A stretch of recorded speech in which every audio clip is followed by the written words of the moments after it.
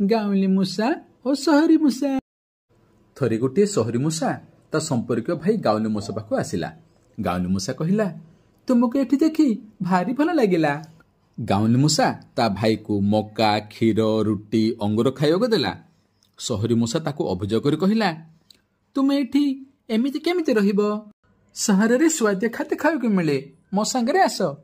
ସହରୀ ମୂଷା ଗାଉଁଲି ମୂଷା କହିଲା।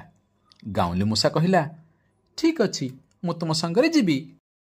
ସେଇଠୁ ଦୁଇଜଣ ମୂଷା ସହରକୁ ଆସିଲେ। ସହରୀ ମୂଷା ତା ଗାଉଁଲି ମୂଷା ଭାଇକୁ ନିଜ ଘରକୁ ନେଇ ଆସିଲା। ଖାଇବା ଘରକୁ ନେଇଗଲା। ସେଇଠି ଗୋଟିଏ ଟେବୁଲରେ ପ୍ରଚୁର ଖାଦ୍ୟ ରଖାଯାଇଥିଲା। ସେଇଠି କେକ୍, ମହୁ, ଜାମ୍ ଓ ଲହୁଣୀ ରଖାଯାଇଥିଲା। ଗାଉଁଲି ମୂଷା କହିଲା, ଏହା କି ସୁଆଦିଆ। ଏତିକି କହି ସେ କେକ୍ ଖଣ୍ଡିଏ ନେଲା।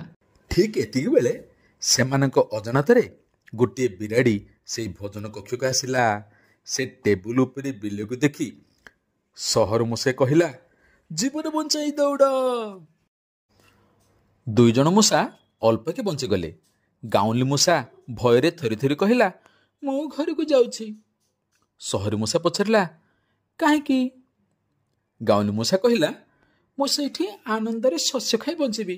ସେଇଠି ମୋତେ ଏଇ ବିଲେଇ ଭୟ ନଥିବ। ଏତିକି କହି ସେ ସେଠୁ ଘରକୁ ଫେରିଗଲା।